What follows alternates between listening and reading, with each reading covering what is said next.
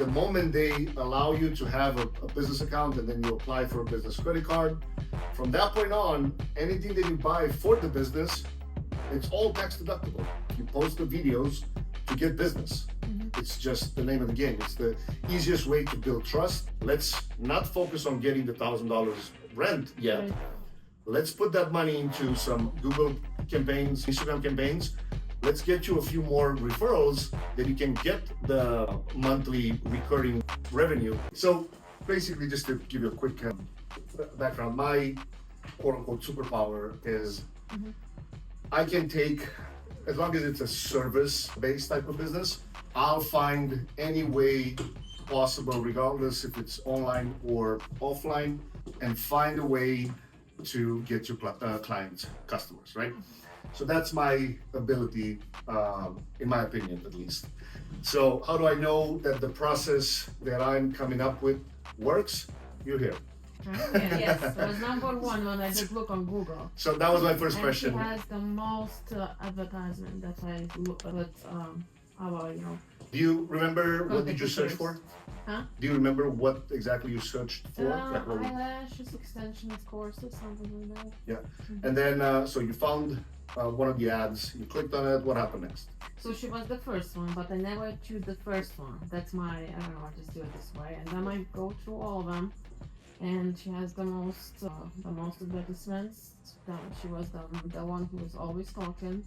And then she had my accent. And then what she was talking was very simple, easy, and understandable, even for me who never done this before. So let me pause it first. And then I texted and I called, maybe I called right.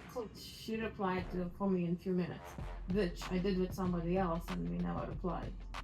And we just talk and then discuss, and I'm like, you know what, I need to do it before I leave to Lithuania. You're originally from Lithuania? Yes. I've had the first guy that actually helped us with most of the videos. Oh, my brother is an IT guy. He works with international banks back in Lithuania. Martha's my brother. No, he didn't have a sister. There are Maybe you don't know. How does he my look? God, Tall, he was tall, very built, tall. short hair? Yes, all Lithuanians like that. You have a picture with him? I have Maybe one on Facebook. Instagram. But Let's have Instagram. Where's Facebook? At least I sign up. no, he doesn't. His Instagram was irmantas.js. This would be the craziest. This would be the craziest. Smart, good guy. He. That's his Instagram, but I don't see pictures with him. This would be the That's craziest not my thing. brother. This would be the craziest thing. But he works with everybody like that. He does. No, he. He was with us for years. He Yeah. edited. So he was first in Boston on. And he was here HTV. too. He Yeah. worked for a moving company. That's where we met. Oh. No. So then it's not. This would have been the craziest small world. But you said a few things that I want to go back. First was relatability. So you said she had my. Well, first, the most important thing was the fact that she replied, right? So that's the number one problem in a lot of businesses that I have contact with. So my first company that I started here in Boston in 2015 was a moving and storage business. Super basic, nothing sexy, nothing, but what people needed, they go to Google, they search for mover near me, whoever shows up, they either call or if it's really late, they put a request online. And then in the first, when you unless you have a big budget, and let's see, if you come from money or whatever, and then you have a big budget, you can afford to lose a lot of leads. But then when you try to bootstrap, meaning every money that you put in, somehow you have to make it work in a positive ROI, the leads are the most crucial thing that you have to really nurture and follow up with. And there's no such a thing as, I don't want to follow up with people too much because I can annoy.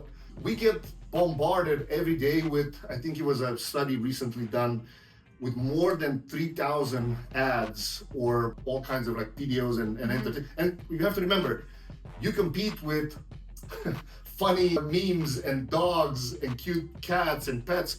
So are you a pet owner? Do you own any pet? I used to own the house and the pets, but I'm going through divorce. We just sold everything, and then he took the dog, and I said okay because he Sorry has about feed it. No, it's okay. It's a long time.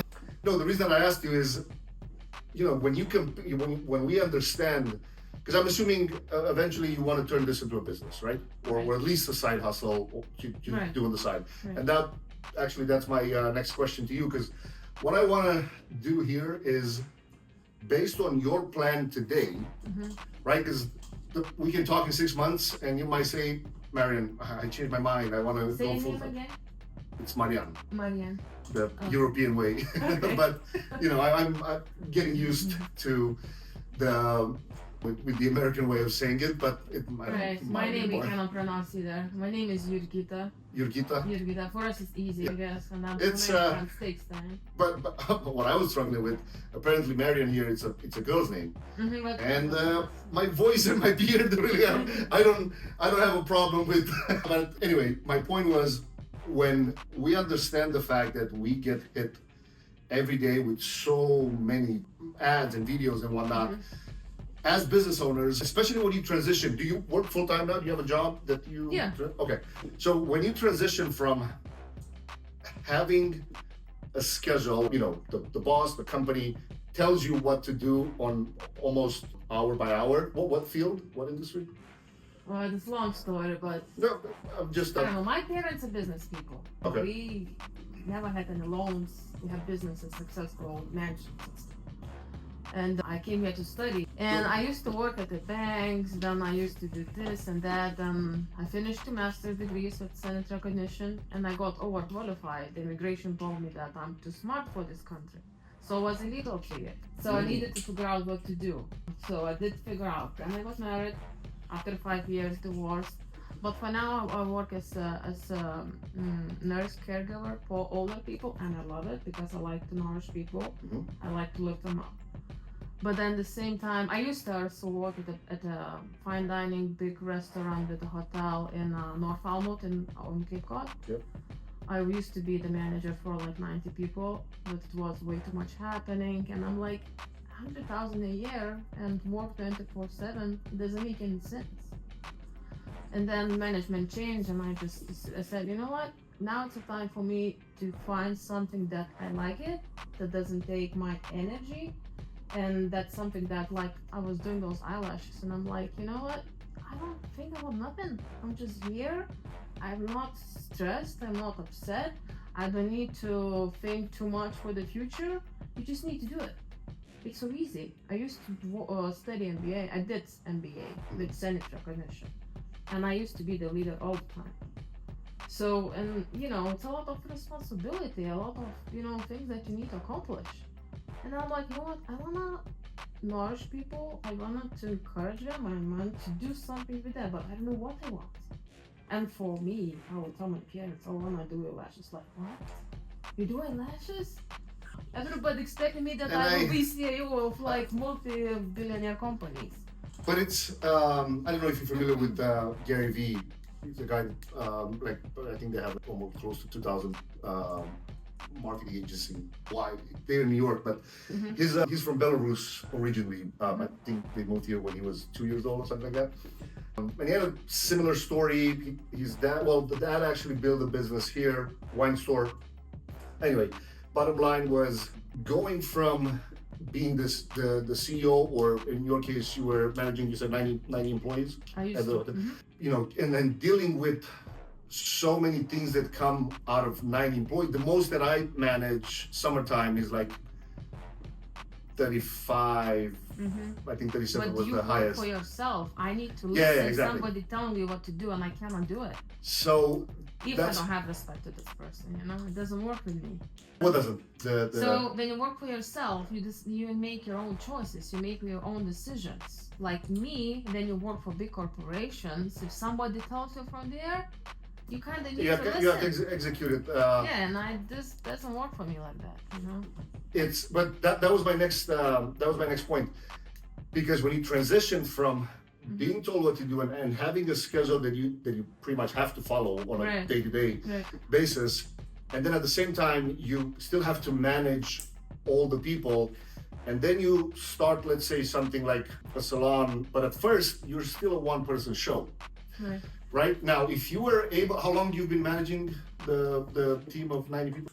3 years. 3 years. So that tells me that you are fine under pressure and dealing with stress. I don't know if Cosmina, my wife, had a chance to tell you about her previous business, the cleaning company. She's really a micromanager, meaning she wants everything done by the book, like every little thing. And then when something goes bad from her standards, not necessarily the market standard, because the business had only 5-star reviews, which, if you think about it, the market sets the standard, right? Because if the reviews online are 5 stars, but you're still not, thank you, you're still not happy with the way the employees, it's just a matter to understand yourself. So me and her, we're very different. I'm fine having to deal with stress and a lot of people and all that.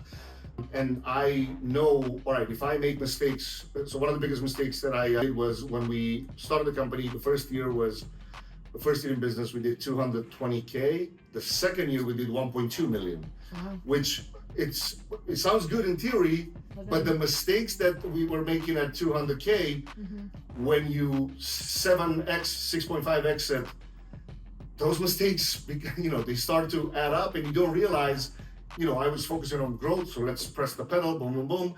I understood marketing very quickly because of some bad experience with the people that I hired to manage the marketing for us.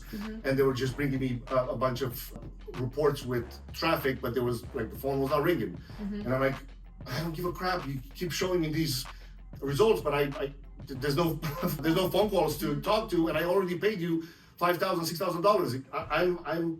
I'm bootstrapping this. Like if I pay $6,000 and I'm not at least breaking even, what are we doing here, right? So there, of course, it will come to a point. Like at first, you're just gonna have to learn to manage your own schedule, and managing the leads would be the most important task of the day to be able to. Did you have any sales experience at all first, or no? I mean, in all these calls over the phone, like sales calls over the phone. Like, were you able? I had supervisors to do it. They were handling the Sometimes sales. depends. Okay. Most of So, them. because you had a good point. When you called or texted, she replied in a couple of minutes, right?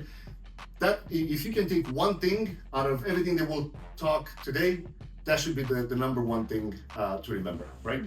So let's assume, actually, you tell me, what do you want to happen? Let's say you have a magic wand.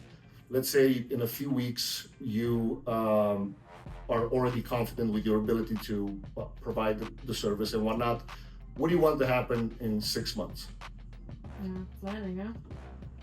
Well, we want to work it backwards. I want to have the full schedule, like 40 hours. I don't feel it's going to be let's not talk in hours, because now hours are not as relevant. 6 months. It's not 2 months. No. I said let's not talk in hours. Hours are not relevant as a business owners. Let's talk in clients, or maybe. That's what I meant to say. In my head, 40 hours means 40 people. 40 people? Yes. You want to be an overachiever and do one person in 1 hour? All right. So before we reverse engineer those 40 clients, let's talk a little bit about the service. Like before this, were you getting your lashes done as a client? Yes. Gotcha. For 5 years. Probably. For 5 years? Yeah. Perfect. At the same salon all the time, or you switched? I switched because the first lady, she left to Florida, and then I found another one. She left Florida. The first one. And then the second one, I got because I did the hair with her mom, and I still do hair with her. So what? For about 3 years and a half with the same person? Yeah, probably. Perfect.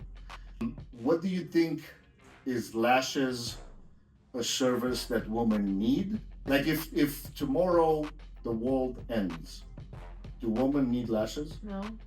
What does that mean for the service itself? It puts it in it's not a necessary service. It puts it in a bucket that's called luxury service. The reason that's important is once we understand that, we now know, all right, roughly, let's say, how much you were paying, if you don't mind, over there for a set? $200? $80? 80 for refill, but then the first time, I I know. don't know, 120? oh, it's pretty cheap, huh? Yeah. This is in Cape Cod. Yes. It's But there are places like Russian girls that play. She's pricing. She's pricing. no, it's supply and demand, and it all depends. We had this conversation with someone, with another student, I think 3 weeks ago. She said, "I'm planning to do it from home." I mean, she's already been doing it from home, and she had this question about, all right, but how?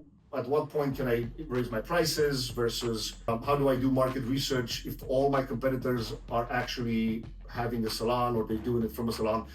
And I said, look, yes, it's a valid point that I shouldn't say never, but you're not gonna start charging exactly like what let's say the highest end salon in Cape Cod does if the plan is to do it from home. Right? You just have to be upfront with your clients, and you just have to understand that, and that's fine. On the other side, you don't pay extra rent, right? So then the difference in price will come up from there. And then she said, "Well, I found a place, and it's $1,000 a month. When do you think I'm ready for me to move to that place?" And I said, "Well, do you make $1,000 from Lashes already?" No. All right. Let's not focus on getting the $1,000 rent yet. Right. Let's put that money into some Google campaigns, Instagram campaigns. Let's get you a few more referrals that you can get the monthly recurring revenue at least over $1,000. Because you think in theory, all right, $1,000, but $1,000. If you charge $1,000, that's not all profit, and you still have, things to pay. You still have expenses. So let's take it to a $1,500 a month.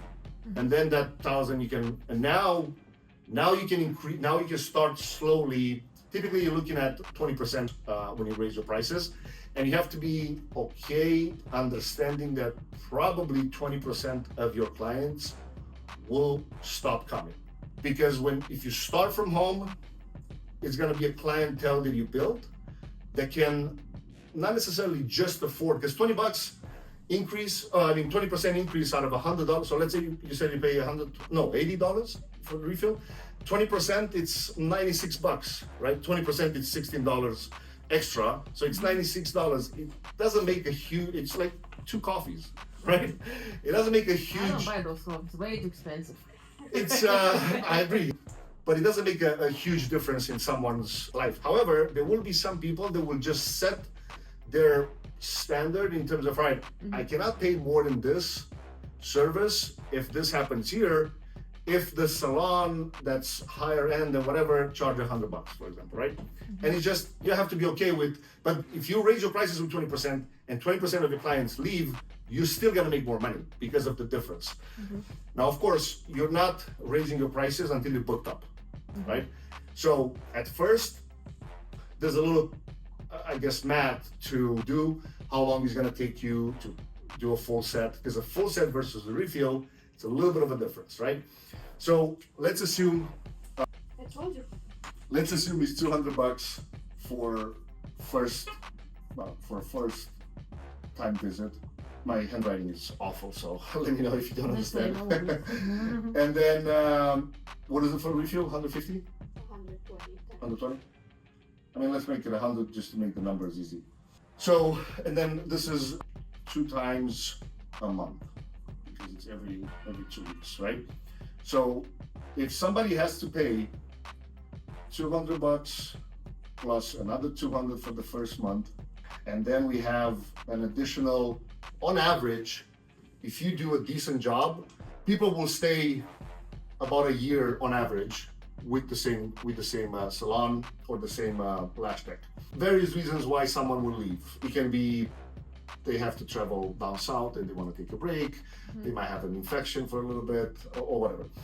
But if it's, let's say it's 10 months additionally to the first month in here, just to make the numbers easy. So that would be an extra 2,000. So roughly 24 on average, 24 to, what is the other? So let's say 24 to 3,000 on average for one client per year. Now, 3,000 to pay, and then possibly even more depending on, if they want mega volume or whatever. 3,000 roughly for someone to pay per year just for lashes alone is not necessarily cheap, right? It's a service, again, like we talked at the beginning, it's going into the bucket of being a luxury service. What does that tell us? We have to understand how to set up a client persona avatar the way that we did it when Cosmina started the salon. We said, right, we have to give this person a name. We have to understand what's the age bracket that this person falls into, what type of job roughly she has. So we said her name is, so we'll call it client avatar. Her name is Jenny, and she's 43 plus years old. She lives in Winchester, which is just 15 minutes away. Winchester, Mass. And she works either in a bank, real estate, or finance, making roughly 65K to 75K a year. Why is this important? You now have an idea about where Jenny is hanging around, what kind of groups is she into. It doesn't mean just Facebook groups or Reddit, or this can also mean events, right? You might want to go to a real estate event because a lot of the successful women in real estate, obviously they care about their look. They care about, they put money into like how they dress, how they, all the makeup and the hair and the lashes, right? Like at first, you also have to understand, all right, what does the service itself, what do you think lashes do, the most important thing that lashes do for a successful, let's say, woman that works in a bank, real estate, or finance? It saves her time because in the morning, she doesn't have to spend, so once we know, for some, especially women spend a lot of time in the morning getting ready to go to work. In this case, someone that has a lot of meetings as a real agent in this case, or maybe a real estate broker, or maybe like for my moving company, one of the biggest and the most successful referral, it's a real estate broker owner, and she actually falls into this exact, it's funny, she's not actually a client of yours, but we need to put her in touch. The other one is the other realtor. Regina. Regina. Yeah. So once we know that the most important thing that lashes do for a client like this, now we know when we do either postcards, let's say you go to this event and you have a table booth, or you have a booth with a tablecloth on it, like what the headline can be, right? Like you have to, are you familiar with ChatGPT? We just talked about this early. You have to download the app and you have to start using it. Yeah, starting and I tonight. went back from Lithuania. Yeah. Because it's even for your parents, because it works in any language. Yeah. Like even voice. Like I showed my dad over FaceTime, and he was like, "Get the hell out of here!" Like, is that real? It works in any language, and you can. There's no task in the world that you can tell me that I cannot come up with something to save you. I don't know, whatever. Reports, financial reports. You can take screenshots of your 12 months of bank statements, and you can tell GPT, now make me a list of all the poorest choices that I did with my spending habits. And literally, based on the screenshot that you give him, it's gonna help you do that. You tell him, so market research, especially in your case, you tell ChatGPT, my name is, and I am going to start my lash business here in Cape Cod. Do the market research for me, especially the newest model now, the newest update.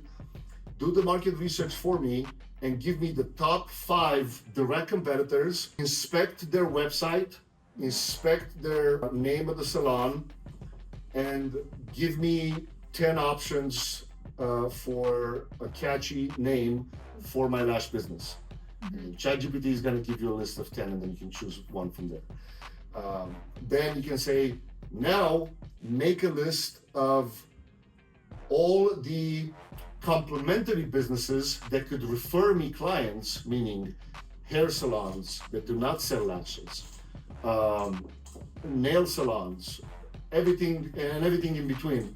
Pretty much, a restaurant can give you clients. Like from the moment you start your business, any interaction that you have anywhere you go, you have to have this in mind that the server that brings your dinner can bring you customers. You just have to have a business card that has on the back a QR code. Yeah, you can use Vistaprint, Canva, Canva.com. Canva.com integrates with ChatGPT now. Yeah, Canva, The Canva.com. one that you took a screenshot. Canva. Okay. It's the easiest to use because it's all drag and drop. You don't have to. Oh, the one you did certificate? Anything that you can imagine on Canva, you can. And now, like if you upgrade to the $10 a month paid version, it has 10,000 more options. And then we send it to your mail? How you get them? So in Canva, you design them. Okay. And then you go to vistaprint.com, Vista, V-I-S-T-A, print.com, and you upload the PDF design to Vistaprint, and they'll send you I mean, they're super cheap. With like $50, you get like 1,000 of them, probably more. And then if you wait, this is another trick. Once you purchase, on the last page, pretty much on the receipt, is going to give you an option. Hey, pay $10 more and get additional 1,000. So it's, and then you create a QR code on the back. And the one thing you have to remember, always have this in mind. Doesn't matter if it's for your clients or if it's for your possible partners. Referrals, anybody that can refer you to a client to you, it's a possible partner, right? Like you have to think, what's in it for them? Why they should refer somebody to me, right? I don't know if you've had this at the hotel or not, or any other company that you work for, but people, they have a lot on their plate for themselves than just to think, oh, I want to refer somebody to get their lashes done just because. But if you tell them that you'll get a $20 check from me or $25 check from me every time when you send an actual client, well, now the situation changes because in 4 clients it's $100 and it doesn't cost them anything, right? Like if a girl, it's a server, most likely she has another 20 friends that are girls that get their lashes done eventually, right? So knowing that, oh, I can get, or if it's a client of yours, that person should get a $25 discount next time they come if they refer you somebody, right? So it's all, you have to keep this in mind.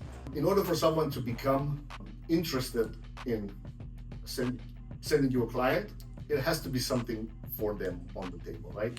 So ideally, for a service that's $100, $25, it's a good deal to give them as a discount. And the reason you have to understand, this is actually a really good deal for both of you, but you're the one that wins the most because business is just, it's a pay-to-play game. Doesn't matter, you either pay with time at first or you pay with money when you're ready to scale, right? Like always think about an advertising campaign as a light switch.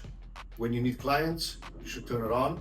But an advertising campaign, it's also a referral program when you have people to send you clients. It's just, that one, it's not as controllable. Like you cannot force somebody to send you more referrals, but you can always put more money into a campaign on Google. You can always put more money into an advertising campaign on Instagram, right? So that's how you scale predictably. That's what, when you know, all right, and you're gonna end up paying more than $25 to get an actual paid client to the door, right? Typically, for the salon now, the lead is roughly around $20 to $40, but that's a lead. Lead means a person that puts their name, email, and phone number because they want to retrieve a discount for, let's say, classic lashes, right? But that doesn't mean that they already become a client. Now it's the sales process, and then Kuzmina has to put the sales hat on to sell the client. It's the same for trainings. Actually, it's a little more expensive, but it's the same thing. She has to put the hat on, the sales hat on, to sell the training over the phone or in text, or to do follow-up until the deposit is paid, because it's the same process. For lashes, it's $30, right? for trainings, it's what, 500? So until the deposit is paid, that person cannot be called a paid client yet, right? And even with that, it's a small percentage that can reschedule because it's life at the end of the day, right? So understanding the reason that I started, typically for a while I was beginning with ads and all the tech stuff, but after a while I realized, well, a lot of people are going to be afraid to spend money at first on advertising campaigns. But when you think about, well, you go tonight and have a dinner, if you have a business card with you and then you realize you have a good rapport with the server, what does it cost you to give her a business card and say, hey, I actually do lashes, or you can even compliment, right? It's always about rapport. The first thing that you said when you clicked on the ad, you said, well, she responded, and then the second thing you said, and she had my accent. That you don't realize now, but that's the first report in your mind that you related to her a little more than if somebody that didn't have an accent, right? It's the same thing when, the server comes and at the table, they take your order, and you'll realize if the server is trained to sell, they have to find a way to relate with you. I don't know if you remember 3 weeks ago when we were at the Earls, the guy that came said, oh, I remember you guys, you've been here a few times. No, first he asked, is this your first time here? And we said, oh no, we come here all the time. And then his response was, oh, actually, now that I remember, I've served you guys a couple times, and you were at the other table. Who knows where, at what table, right? But he knew, he was smart to bring back the fact that, he tried to relate with us in a way that now you let your guard down, right? Now it's not, because even though you go to a restaurant, they still have to sell you. They have to push a dessert. They have to, hey, can I bring you, do a refill of your wine or whatever. It's all sell. Us people, we hate to be sold to, but we love to buy. It's just we have to find a way to get the guard down of the person that we're trying to sell, and then the easiest way to do that is to build rapport. So, in theory, depending how expensive or how high the price for whatever you're selling is, you need anywhere from 5 all the way to 12 touch points that increase the rapport of the between the two people talking. You said first she responded well, so you were impressed. Second was the accent. You don't realize, but that one, it probably replaced 3 to 4 touch points, because now you felt more like home, more like with someone that's already kind of. My home is different. No. I mean, you felt at ease because you almost felt like, oh, somebody's gonna understand where I'm coming from or whatever, things like that. Then I can't remember exactly what else you said. So then you talked over the phone a couple times. Advertisements, and the way she was talking on the Instagram. Oh, you went on Instagram after? Absolutely. So, and then you watched any of her stories? Absolutely. You saw the dog at some point in the story or no? Yeah, when you're home. Right? So, again, you probably don't realize now, but because you used to have a dog, especially as pet owners, the moment you see somebody, you put 2 people that sell the same thing. I'm a pet owner. One of the people that sells the service, it's not a pet owner, and the other one is. 80% chances more I'll buy from the one that's a pet owner. It's because I relate. Oh, he gets me. She gets me. Whatever. It's just the way that the brain works. And then once you understand, all right, everybody that I meet on a daily, weekly basis can become a referral for me.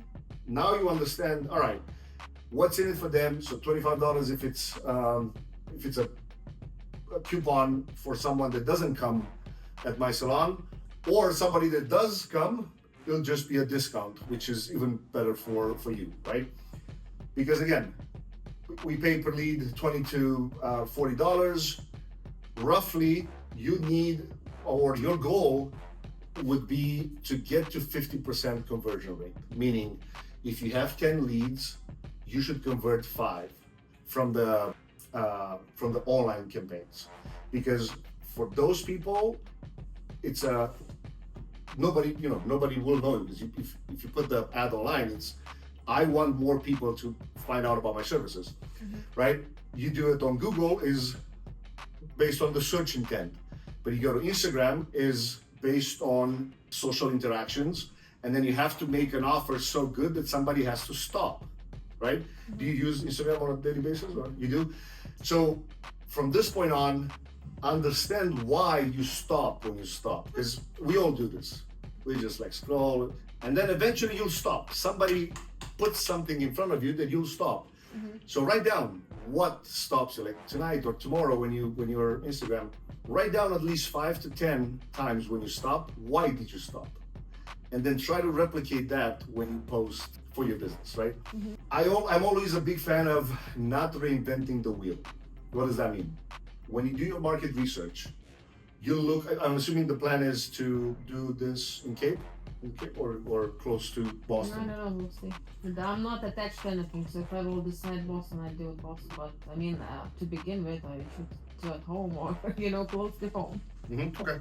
So, no, the reason I'm asking is when you do the market research there, it's going to be a lot different than if you do it here. Right? Because it's, again, at first, you look at the top 5 competitors, maybe you don't have 5.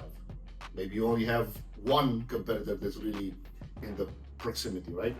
If that's the case, it's even better. I shouldn't say necessarily it's even better, but you have to look at, is this person offering just lash services, or it's a salon that does hair and does this and does that, and they do also lashes, right? Because that would be almost like an indirect competitor. You'll have to, if you really want to take it to another level, you'll go there and pay for a service to see what the flaws are. You can look in the reviews typically. Don't read like the 5 stars, read the 3 stars and below. Those are the actual issues that the company have, because it's hard to milk a 5-star, like a legit 5-star review from a person. Of course, you have to ask, but if somebody has a bad experience, trust me, they will go online and leave a bad review.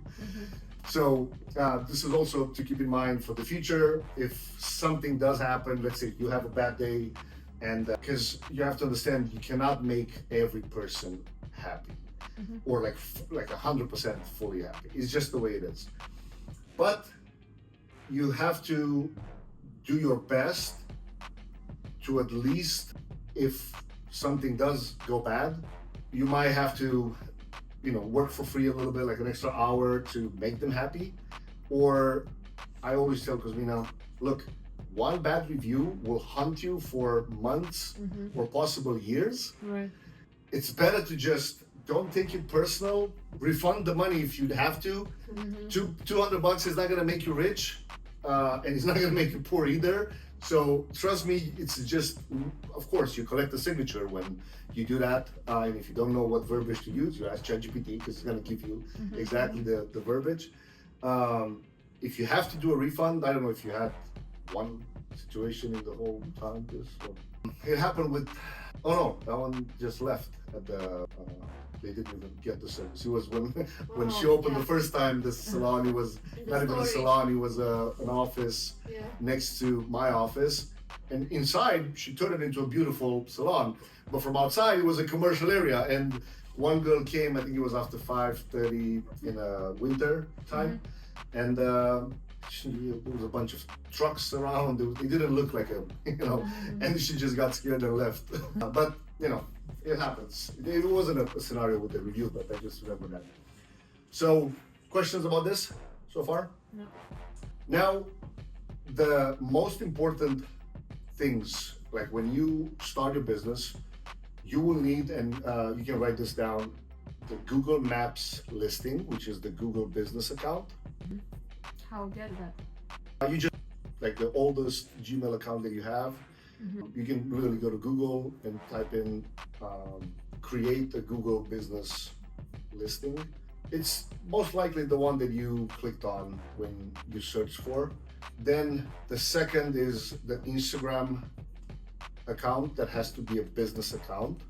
And then at the same time, a Facebook business page. And What? this is different. Say the last two words.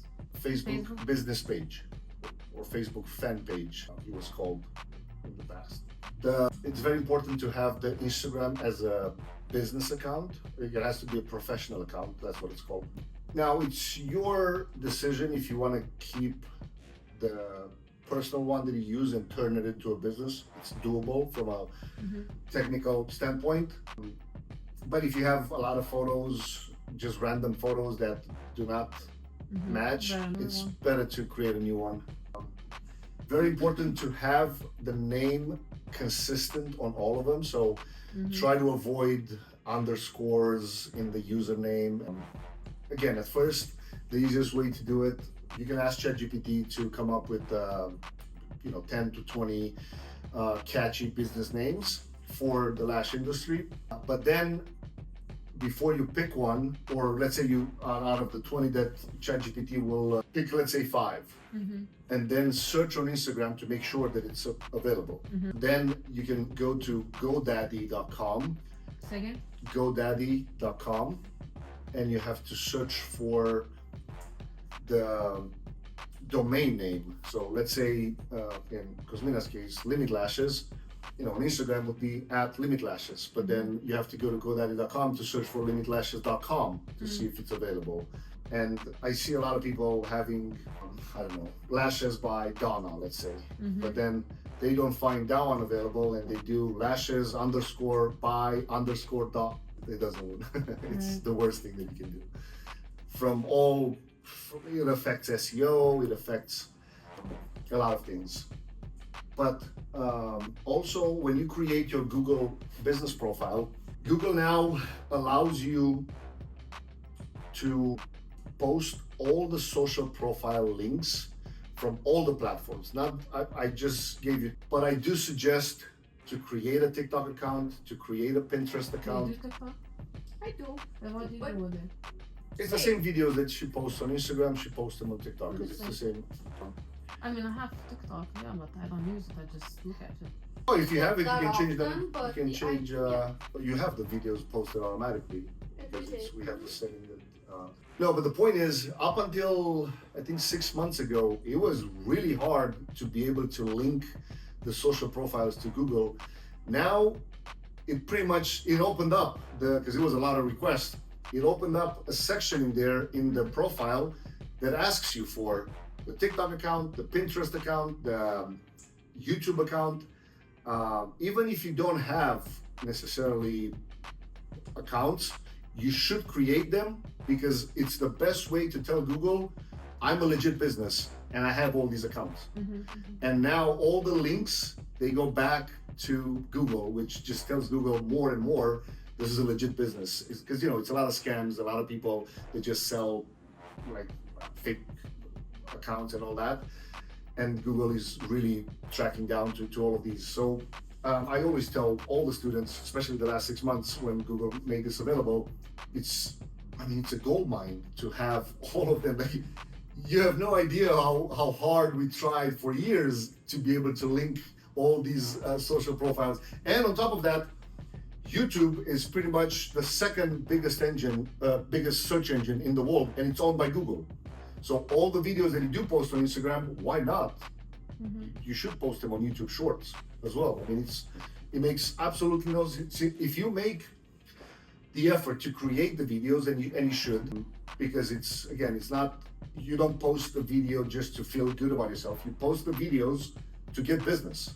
It's just the name of the game. It's the easiest way to build trust. Now, if you're not comfortable on camera, have you ever created videos? No. If you're not comfortable on camera at first, I always give these two options. First, you can record the work that you do. Doesn't matter if it's on a mannequin, like you have the phone on top. She did it. Yeah. So, and we're actually thinking, because a lot of students struggle with this, we're thinking to actually put together a class here to help everybody actually record and to record a couple of videos, and then to, because we can show it in like probably less than 5 minutes how she uses 2 apps to just put all the captions and all that together. It's like super easy now with all the AI editing. But the first option is, all right, you don't show your face, you don't show yourself, you just show the work that you do. Actually, it's three options. The second option is you put the phone somewhere, it still records you, but you don't look at the camera. It's almost like a B-roll. Like you can put it on slow-mo, or you can the deposit and to charge the full amount. And also you have to make it, this is funny, 2 days ago I had a podcast and it was two of us that were interviewed. And the question was, what would be one thing, if you choose just one thing in a service to to be very happy at the first experience? And the person asked if the experience is as painless as possible, meaning if I call them, do they answer? Am I able to book over the phone right away, or I have to go in person, or right? Like you have to make it as easy as possible for people to book. Like remember when you called, because you saw all the video testimonials, you saw all the previous students that they did, right? The class. Then you went on Instagram, but then eventually when you wanted to pay the deposit, it was just a link that was sent, or maybe an invoice or right, sent to you. Try to replicate that ease of implementation in this case, right? And then feel free to ask when time comes. The platform that you need to charge clients with, it's stripe.com, but you have to go to irs.gov and create a tax ID number, because you don't want to charge people on your social. Because that was another mistake that I did in 2015, not knowing this. I created a sole prop, meaning almost like a contractor, and that's the worst thing that you can do. Like the bank doesn't see you as a business. It's the worst thing that you can do. The moment you're like, all right, I want to start the business, you go to irs.gov and you start an LLC, a one-person LLC. That's what it's called. You apply for a tax ID on the spot. It's gonna ask you for your social. They're gonna deliver you the letter right there on the spot. You get the social, you get the tax ID number. With that tax ID number, you go to your city hall. If it's in Cape Cod, it's gonna be a certificate, right? Business license. I think it's called a business certificate. It's just you doing business in that specific city. It's like $30 or something like that. They'll ask you for the tax ID, so without that, you can't do it. And then you go to Google and you search for a Massachusetts LLC certificate, and you do not click on any ads. Make sure, because you're gonna click on law firm websites.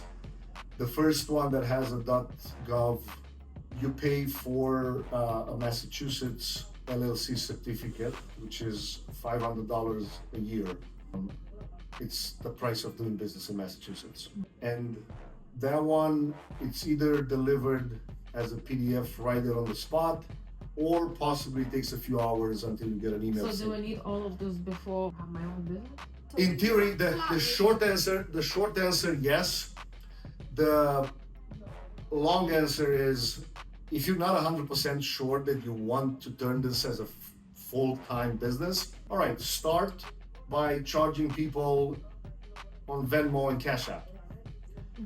It's not the most professional way, but if you, let's say, you want to do it on the side and you don't know, do I want to do this full-time? I don't. How much time should I give to myself to see if I want to do it or not? Like a year? That's Remember that's an answer to ask. me that. But because it's so different to Could be a anybody. month, could be a year. Right. It really That's depends what how. I'm saying. Yeah. I would say answer for myself. if you start, let's say you have a couple friends that you're gonna ask them to come for free so you can actually practice. And by the way, when you do that, you should ask for a 5-star review on Google, because so don't ask them to come until you have the Google listing created, and then when they get ask them for a 5-star review, because if you offer your service for free, at least a 5-star review, it's super valuable for you. Now, my honest opinion is, even if you don't do it full time, even if you end up I don't know. It was a student that said, "What if I get a job at a salon first?" That's a valid point, right? Like if you want to pretty much get paid to practice, you can do that. You can see the ins and out of another business, how they operate, how they do it. Is it the most, in my opinion, anything that you do that doesn't, like if you make a plan, any decision should be made based on supporting that plan. Because if you're just quote unquote half-ass it and not go all in, you can go all in and decide. I mean, nothing is gonna, you're gonna lose what, $600 in total. If you decide, let's say you do this and you decide a year later, I don't want to do this anymore. This gets diluted. That's it. You do your taxes and that's it. But you do it 1 year half-assed, and then you want to start all of this. You just lost a year that could have built your business credit, that could have allowed you to, in front of the bank, to show that you start having income. You pretty much lost 1 year of chances of getting the business credit line. Like anything that you use from the moment you start spending money should be on a business credit card. Now the bank is not going to open a business account without having a business certificate. Right. It is a little bit of a stretch at first. It's $500 there and $30 there, and some time to do that. It's just the price of business. It's again, I didn't know about the whole business certificate, and I opened a sole proprietorship. And in 2016, I had to pretty much start it from scratch, and all the banks did not even count the 2015 experience. So my honest opinion is, the worst thing that can happen is after a year, I mean, you wouldn't lose $600 because you will make those money back. It's just, it's more like deciding, all right, I'm gonna go all in and do this. And then I'll decide later, or based on my ability to do certain things, if I want to do something else. And then, by the way, when you do the LLC, don't stress too much about not having the full business name yet, because you can always do a DBA. It's called doing business as. You can add and change as many times as possible. You should, let's say you do one Cape Cod Lash, Cape Cod Lashes LLC. That's just the legal name. Meaning, let's say it takes you 2-3 days to go to ChatGPT and do the research and whatnot, and then you realize all the names are taken and you get frustrated. Don't let that stop you, right? Because you can always add the DBA. It's an extension of the actual business, and you can we changed it 3 times until we got to this name. It was Limitless Beauty, and then it was Limitless, first time was Limitless, but then it was Limitless Beauty, and then Limit Lashes. So it's, it doesn't start with the best version. So it's don't stress too much about it.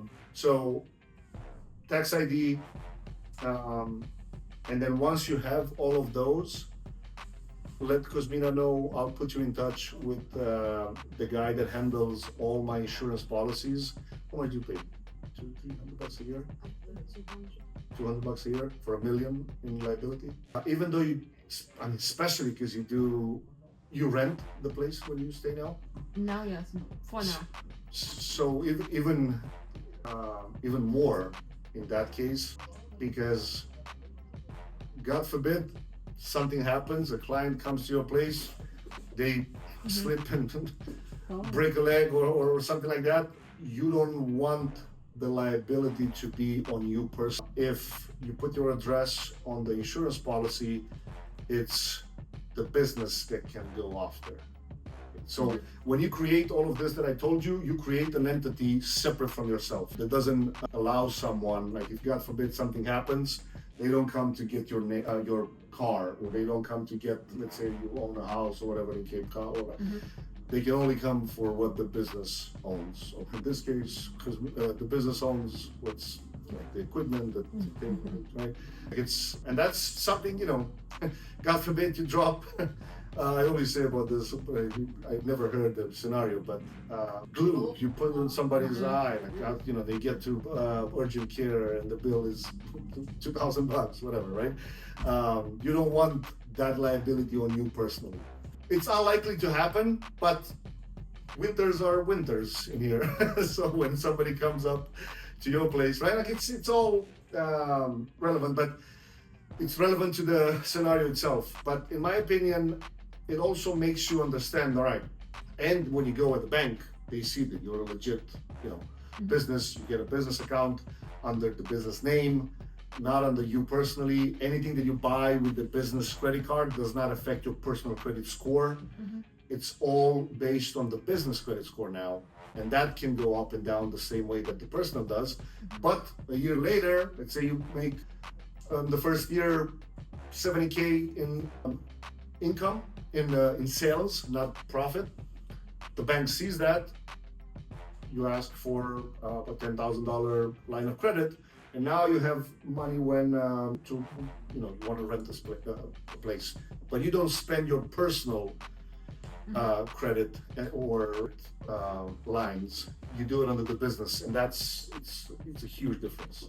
So to kind of go back to your plan, the one thing that you'll have to really pay attention at first, of course, outside of your ability to handle the service, is to make sure that, one, you look at advertising campaigns and the referral program that we mentioned at first with the $25 business card option when you give to servers or anybody that you meet. And so that would be one, because it's more like the lead generation, right? Customer acquisition plan. And then second is the conversion rate, to see what people, and then again, you do market research on that too. You call a couple places, see how they interact, see what questions they ask, because you're most likely gonna have three different types of clients. One, they've never had lashes before, so you have to know how to talk to that person, because if they've never had lashes before and they call you, you have to explain them why it's a good idea because of time that you're gonna save them and whatnot. Second is the person that had a bad experience with a lash tech. So now that person comes with a negative annotation on the whole thing. Now you have to change their opinion. And the best way to change it is, of course, reviews and ideally video testimonials. Some of the girls that will come at first, ask them for a video testimonial. And then third would be the person that didn't have a bad experience, but they just had their lash tech leave the state. Maybe they're got a bit sick or whatever. So they might come, once in a while with you. But it's still a valid type of clientele that you have to remember, that you still have to nurture them.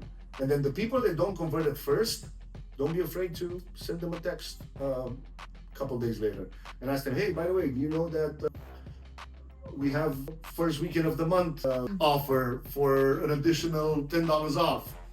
Or, hey, do you know somebody, and you can still get $25. Even if they didn't end up coming, they can still make $25 if they recommend to somebody, right? So it's a process that just has to be followed for you to also find your voice when you sell. The most authentic and to not feel salesy at all is to have your content, the videos and the photos and the reviews, do most of the selling. That's why when a friend recommends you a client, that person comes sold like 98% of the times. You don't do any selling. But when somebody comes from Google or Instagram and they've never had an interaction with you, you kind of have to put the sales hat on and understand, well, this person is different than Danielle that came last week from my cousin's wedding, whatever, right? Don't, let's say at first you have a lot of, high percentage conversions coming from referrals, and then you start the online campaigns and you see a drop. Don't think like, oh, I suck at this, I shouldn't be. No, it's normal. Like, these people don't know you. They've never had an interaction with you. It's just your job is now to how did you end up going to Cosmina's Instagram? Did she tell you follow me on Instagram so you can see? It is, yeah. So she has all the account, but not everybody will go to Instagram to follow. So that's why I'm asking just to. Maybe we're just lazy. No, not a lot of people go. But if No? you make a really good job at sharing your behind the scenes on Instagram, push people to go from, even though they find you on Google, tell them, hey, by the way, go to my Instagram and see what happens or to see more clients of mine. You know, some people just want to have reinforced the way that it's a good idea to come to you. It's a good choice that I come to your place, right? And then you see other people, and then that's how the video testimonials do a lot of the sales job for her, because you know, it's one thing for you to talk good about yourself or your business in this case, but it's a whole different thing for someone else to say their experience. Because now, if you want something, you want to get certified and you want the diploma, seeing somebody else having it, now you see yourself in their shoes. So it's the same way for you. And then again, not everybody will be okay with being on camera and leave reviews or testimonials, and that's fine too. All right, I don't want to make this too painful. Any end of the session questions? No, I'm good. I will start from those points you gave to me. So. Feel free to reach out to any of us. I mean, if it's marketing directly, marketing related, feel free to DM me directly on Instagram or have questions. I always have, like, if you watch my page, you see a lot of the questions that are actually coming from a lot of the end of the day sessions here, because there are questions that I mean, at first we were not recording this, and I'm like, but there are a lot of questions that are actually really good. We should record these because. What do we ask you? What was the most common question you asked? When is the right time to raise my prices? When But that, you we can, talked about it. but that's typically the number one, and then it depends on what level every student is in terms of how, you know, some people, like in your case, you might have a lot of questions after you start. You know, after you start all of this, and then you're like, oh, how do I, like on Instagram, how do I do whatever? How do I start the first campaign, or how do I, you know, like all kinds of questions. But when is the right time to raise my prices? When it's the right time to move from a living room to a actual salon?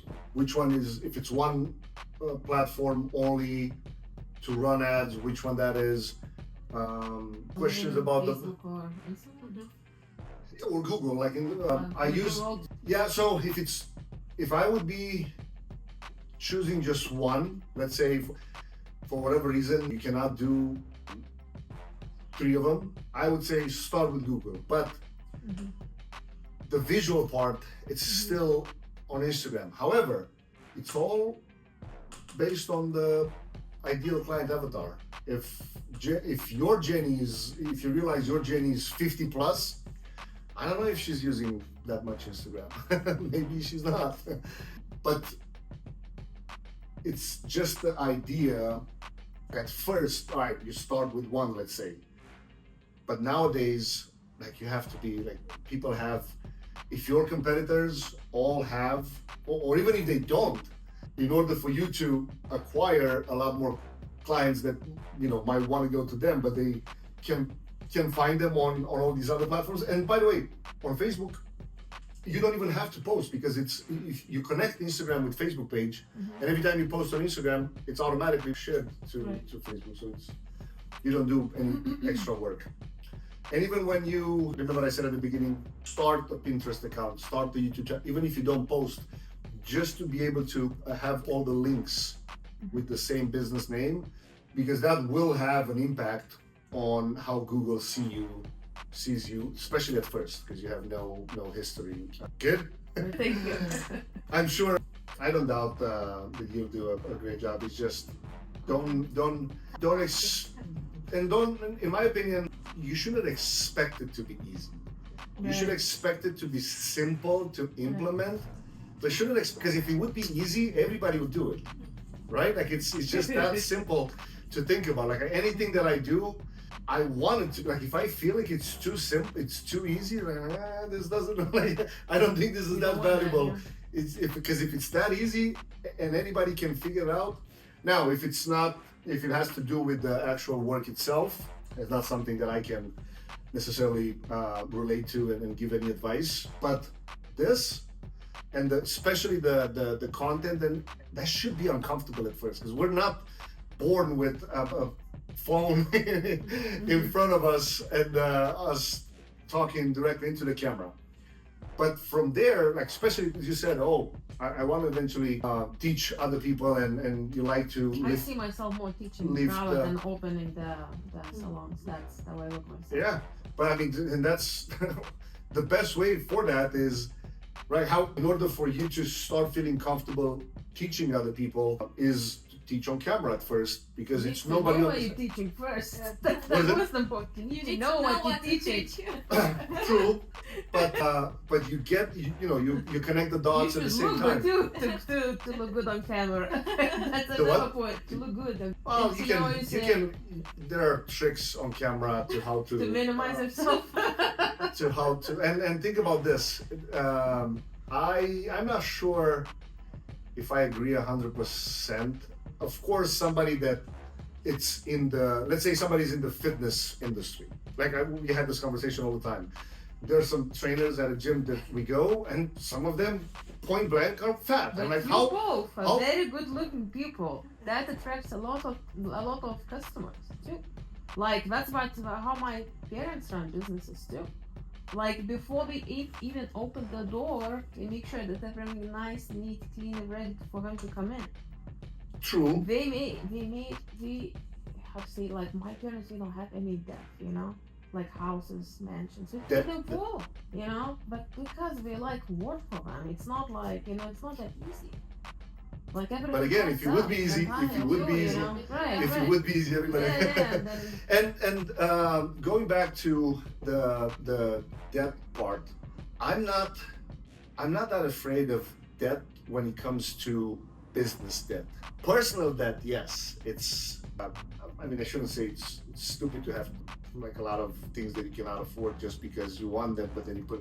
But business debt is different. If you can get a loan, let's say I get a loan from the bank and the interest rate is 10%, and I can do something with that money to make 15% more, and I can give the bank the 10% interest, and I still have it's free money pretty much, right? I don't see that as a problem. Or like, for example, let's say you go and get a house, even if it's $1 million, and you put, let's say, 20% down, and then the mortgage is $4,000, but then you put the house on Airbnb and you make Yeah, $7,500. that's investment. That's different. Exactly. Personal debt, yes, it's a whole different thing. But when you are a business owner, you can make a lot of the. You shouldn't record this. As a business owner, a lot of the personal debt can become business debt if you know how to maneuver some of the things, right? Right. Tashir, make sure you edit this thing out. I don't want to see it on the internet. This is my assistant, my virtual assistant. No, but I mean, it's true, right? Like, we go now after this training and have a dinner. Yeah, we were talking I'm- about this. It's her business. If she pays with her business card, I came in here as a consultant, and I was here for an hour. So now we go and have dinner and discuss business. If I pay with my business card, well, guess what? It's my business, and Kuzmina spent an hour and a half staying next to me here, helping me with my well-being. Right? So now it's us talking business over dinner. No, but I mean, it's a legit thing. Like So the food that I buy for students, like, you know, coffee and everything that I buy. Same. So that's why a lot of the stuff that I told you to do in there, it's for the sake of, all right, now you in front of the bank, the moment they allow you to have a business account and then you apply for a business credit card, from that point on, anything that you buy for the business, it's all tax deductible. Now, of course, you punch in there a few snacks and a few, there's nothing wrong with that. You just have to, and even Not just that, your rent, half of it, because you have no other office, no salon. Right. More than half is going to be your place of business.